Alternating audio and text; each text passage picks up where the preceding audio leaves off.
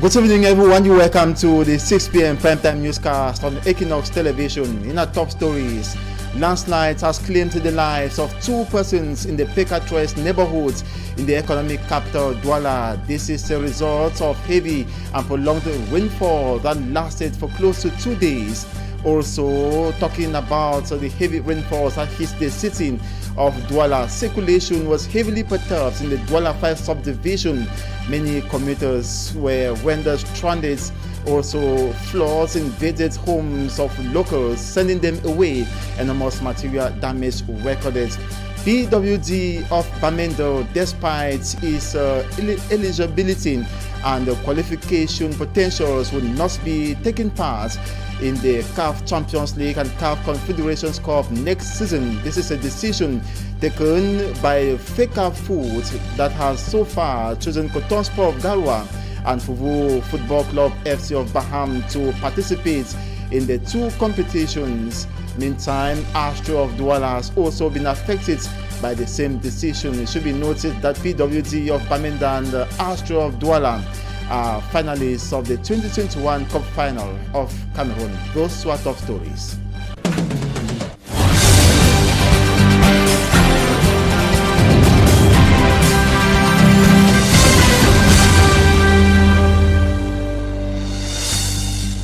Good evening once again. You welcome to the 6 p.m. primetime newscast on Equinoxe television, where we're broadcasting live from the nation's economic capital, Douala. First, landslide has killed 2 persons in the Equinoxe neighborhood in Douala. This is as a result of heavy and prolonged rainfall that struck the city for close to 2 days. Details in this report with Malak Glory.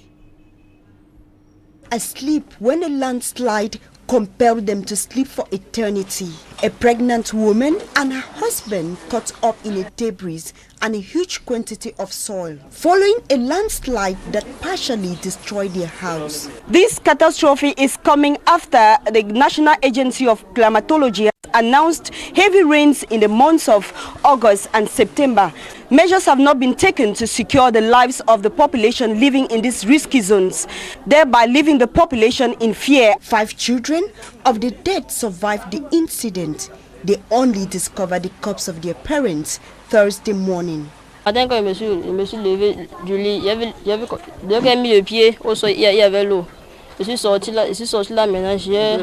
got up in the morning, I saw water and soil everywhere. Then looking at my father's room, the door was blocked. That was when I discovered my parents were covered with soil. I then alerted the neighbors.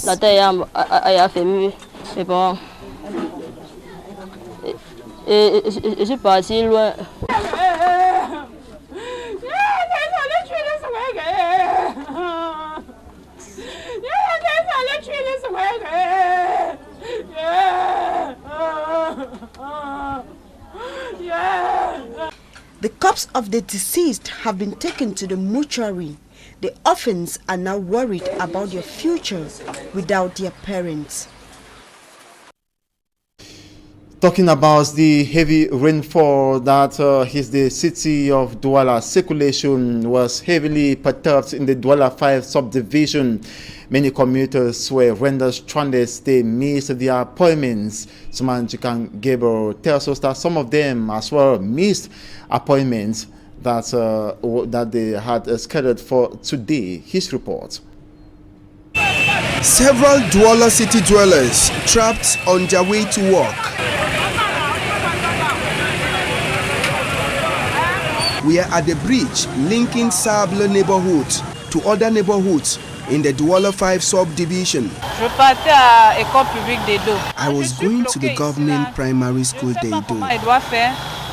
But as it is now, I will only go back home because there is no way for me to cross. As a result of the heavy downpour from Wednesday to Thursday, the waterway was blocked by many plastic objects, forcing the water to flow on the roads. This caused a terrible traffic congestion along the Sablo Bonamusadi stretch of the road. This wasn't a surprise to some Douala inhabitants. It's only during rainy season that one sees the true image of Douala. I woke up this morning to go to work, only to arrive here at the bridge to see that water has covered everywhere and circulation was not possible.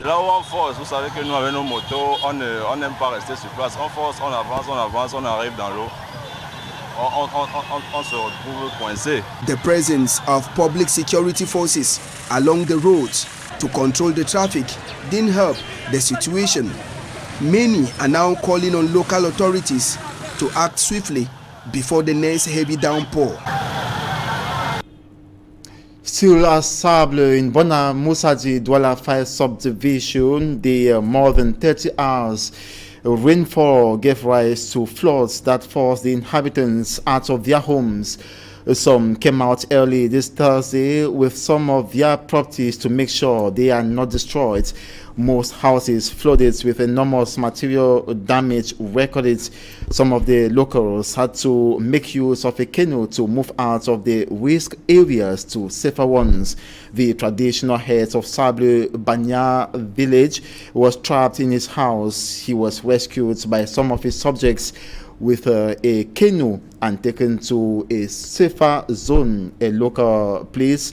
Authorities should look into the recurrent floods in Douala 5 subdivision in particular and Douala in general. Take a listen to a local at Sable in Bona Musaji, Douala 5 subdivision in the following excerpt. The example that we have seen today, right up to now, the chef Mbanya Elunkoto is not yet out of his house because the water has flooded and covered all the chairs. If there was not a canoe, we should have come out from his house. The example for the government, we need that the government should look onto these villages to see what he can do to help out there. He knows, the government knows quite all right what they can do so that we should come out from this problem that we are facing. Consequences of the rainfall in most localities in Douala, like Makepe, Mabanda in the Douala 4 subdivision, and many others, including Village. And now something else. The United Nations Educational, Scientific and Cultural Organization, Unesco, is pressing for peace in Cameroon's security crisis-stricken regions and the nation at large, within the framework of efforts to consolidate and promote peace through the UN Peace Building Fund. At least 20 journalists from different parts of the country are undergoing a training in Douala. They are brainstorming with UNESCO experts in strategies to restore peace where peace is threatened, to consolidate and promote the country's peace, bilingualism and multiculturalism. During the two-day workshop, the participants will also examine what the media have been doing so far to promote peace in Cameroon and how they can do better in the following extracts. Listen to Amogo Astrite Agbo, UNESCO Project Coordinator, and Benen Boma Ghana, CRTV journalist. Now, the activity which has brought us here in Douala is the training and support for the production of audiovisual content by media professionals on peace building. So this activity is a key activity within the Peace Building Fund project which UNESCO is implementing in Cameroon. The goal of the activity, as its name underscores, is to ensure that media producers and radio and TV houses and even online media and even the written press are taught and equipped, their capacities are strengthened in the production of audiovisual materials that can help them and help us together in this nation to educate young people on the values of peace building and social cohesion. I think it's very, very important what we are, what we are studying or what we are bringing in as contribution in this seminar organized by UNESCO and the peace building fund. It's very important for journalists, first of all, to master the understanding of bilingualism and multiculturalism and how to use it to get onto youths and then get even onto women for two things. First of all, cognitive change in what they know and behavioral change in how they carry on in the society to avoid hate speech, to ensure that with their everyday activities they can ensure peace, and it is good. The current peace building fund project entitled Support for the Participation of Women and Youth in Mechanisms for Peaceful Coexistence and Social Cohesion in Cameroon. The whole country is targeted as a beneficiary of this project, but there are 6 priority regions that benefit from our solutions. So there's the far north, the north Adamawa, the east, the northwest, and the southwest. We all know that in Cameroon, in the northern part of the country, the terrorist group Boko Haram has been compromising peace and stability. And in the northwest and the southwest regions of Cameroon as well, there's been a security crisis going on. And in the east region of the country, there's been the spillover effect of crisis in the Central African Republic. So it is these different crises that are primarily being targeted by this peace building fund project. But beyond this crisis, we always have to keep in mind that the United Nations prioritizes prevention, and Cameroon, like many societies in the world, will always face different tensions, different forces of division. But as an international community and as a collective humanity, we have to work in order to ensure that our common humanity dominates and supersedes any forces of division. So beyond this crisis that I just mentioned, in Cameroon and like in many countries in the world, there's the necessity to fight against forces such as tribalism and ethnic divisions. That was second extract there of the Unesco project coordinator Amugo Astrid Agbo, who was elaborating there on the Peace Building Fund, which is the UN Secretary General's financial instrument of first resort use in countries where peace is threatened. It is triggered on the request of countries. For Cameroon, the head of state made the request for eligibility and is being active in Cameroon since 2018. The current peace building project is targeting in priority the crisis-stricken regions of the northwest, southwest, far north, north, Adamawa, and east regions. We move straight away to talk sports to say that despite being a Cameroon Cup finalist and having the eligibility or qualification potentials to represent Cameroon at the CAF Champions League and CAF Confederation Cup in 2021 and 2022, PWD of Bamenda is kicked aside as FECAFO chooses teams to represent the country in the CAF competitions next season.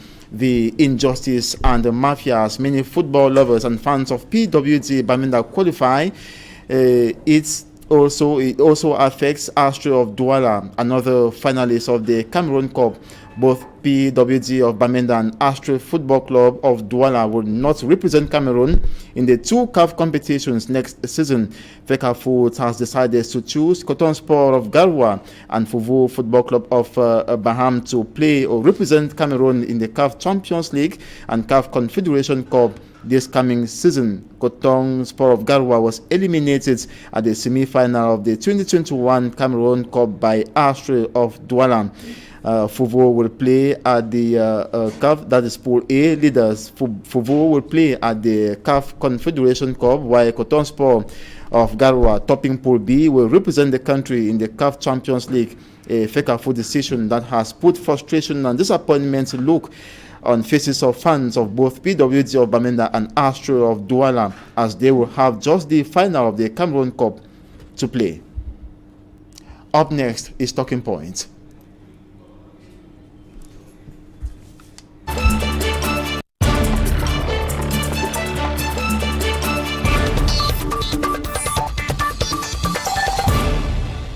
Good evening once again. You're welcome to Talking Point. Today we having as guest Dr. Karl-Hans Frucher, Assistant Professor of Karolinska Institute and University Hospital, Stockholm, Sweden. Good evening and welcome, Dr. Karl-Hans Fuchs. Thank you for having me. It's a pleasure as well to have you to talk about health issues, certainly, because you are a doctor, and many people need to know issues concerning health. Well, we'll talk about the COVID-19 pandemic, the vaccines used in Cameroon as well as in Sweden, where you come from. Let's first begin by looking at the various forms of vaccines so far procured by the government of Cameroon. We have several of them. Some, the AstraZeneca vaccine. We also have the Sinopharm, and the Cameroonian government recently benefited from the United States a good consignment of the COVID-19 doses, that's Johnson & Johnson, in order to ameliorate the COVID-19 situation, to assist the population. Tell us, are these same vaccines used in Sweden? First of all, once more, thank you for having me. I am a PhD holder and I do pulmonary research in respiratory research. So I'm not a medical doctor, but I do research on COVID. In Sweden, we have the enrollment of the vaccines started with the Pfizer vaccines, which I took my shots already.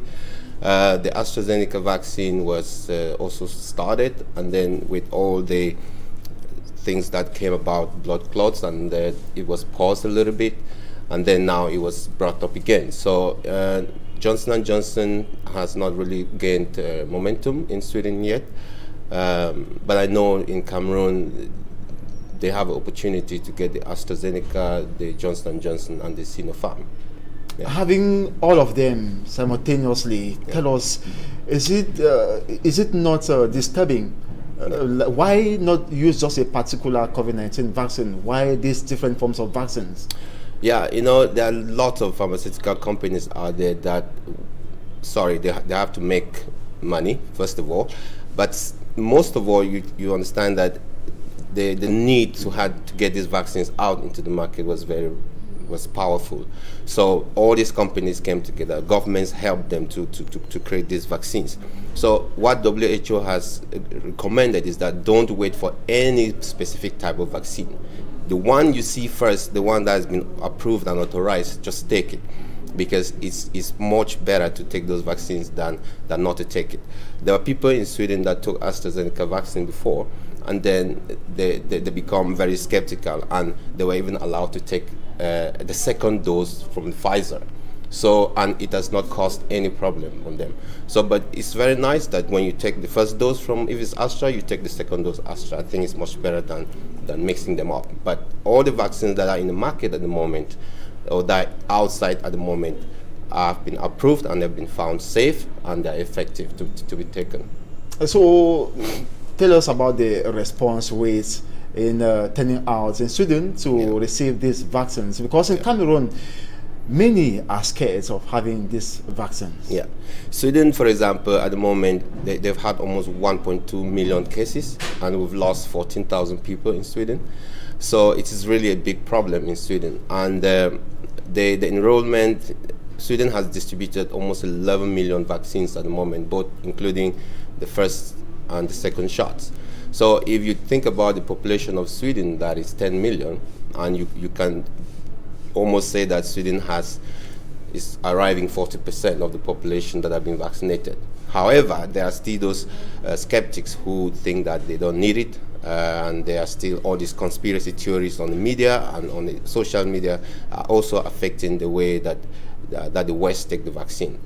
And it's worse here in our African context, because they lack the information. I don't know if there's enough sensitization that people should take these vaccines. Cameroon at the moment, maximum, we're at 400,000 people vaccinated, and we're almost 25 million people. So I think there is need for sensitization. And the government, that was in June 12, launched a national sensitization campaign, and the Minister of Public Health indicated that they hope by December at least 80% of the population will be vaccinated. But Cameroonians are still scared that these vaccines might have a side effect on them. The reason why most of them are afraid to answer to the sensitization campaigns launched by the government of Cameroon. Is it the same situation over there? Are people in Sweden saying COVID-19 is not real? There are some skeptics. They think that it's not as bad, especially the youths. They don't think that they have to take the vaccine. But I think there is a lot of sensitization because the youth, they think about their grandmothers, they think about their grandparents. Even if they don't get sick, they take it home to their grandparents and they can die. I've been in Cameroon now for 2 weeks, and this massive vaccination campaigns that they're talking about, I don't see it in the streets. So I think there needs to be more to be done. I mean, the streets are, as usual, the Delta variant is out there. There's no measures being taken, like mask. I go into public buildings and there's nothing happening. So I think that we still need to work more on this. Sweden in particular has lost a lot of people, so I think they are really, really conscious about this. And they put on their face masks whenever they go out in public places. Sweden has been a kind of different case when it came to COVID-19 to tackle this. So they really led it to the people themselves to take the conscious decisions. I think if you look at Sweden in general, they've lost more people in Europe than other European countries because they were a little bit mild in their response. But the people are very conscious that they have to protect themselves. Now that the vaccines, we're almost 40% into vaccinations, the places are open again, life is back again, and people are living their lives like they used to live before. You are in Cameroon, the COVID-19 pandemic. We know we are a less developed country. We are still striving to see how we can actually handle the COVID-19 pandemic. When you move around, you can count the number of persons who are wearing face masks. What is your impression? How do you perceive this attitude of Cameroonians today and the government that has not been able to ensure that they move about with face masks? You know, the statistics now, when I looked at Cameroon statistics, we've lost 1,300 people and just 82,000 cases. So I'm not saying just 1,000 that are good lives that have been lost. And I don't know if this is if the right statistics or not. I know there are a lot of people who get sick and they don't go to the hospital, so you don't get these statistics right. So I think that is why I think the population is not really aware of the gravity. It looks like they are not aware of the gravity. I've not seen. Well, I went to the bank, and before I went to the bank, I was asked to put on my mask, and I had to desensitize my hands and stuff like that. And this were on cash machines, right? You had to sensitize your hands before you touch the cash machine in the banks. But those on the streets, they don't have those kind of services. So it's like counterproductive. Here is good and here is bad. So I think that the cash machines are really, really a source of contamination. Yes. And when I saw that in the bank, I was so happy. But next door, outside, in the open cash machines, that was not available. That's just an example. And there are many, many other things. Douala is very congested, and people. We're driving here, and I saw like 4 people sitting on the bike. Right? We have these bikes, and it's just the wind is just blowing, and it's crowded. So I just think we're lucky in Cameroon that we've not really registered so many so many deaths. Okay, you took the vaccine. How is it working in your system? How do you feel? Do you feel relaxed? Do you feel disturbed? Maybe some persons might get encouraged through you. When I took my first shot, I had nothing happen. I just had a pain, which is normal. And then the second shot, I had a fever for almost 2 hours. I cannot call it fever. It was like chills. And that is expected. Others have headaches. Others have joint pain and stuff like that.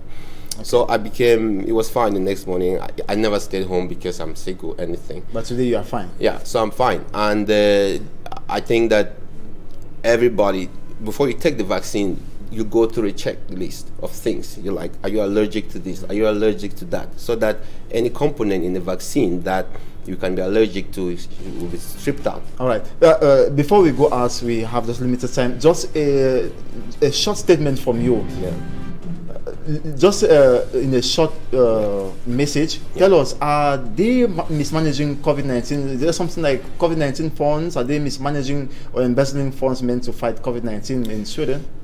When it comes to that, because in Cameroon it's alarming. Yeah, I've heard about Cameroon, but in Sweden we don't have any scandals like that. It's a very, very organized society, and everybody's trying to make sure that they help each other. So we don't have such a problem in Sweden. Okay, thank you so very much, Dr. Karl-Heinz Frucher.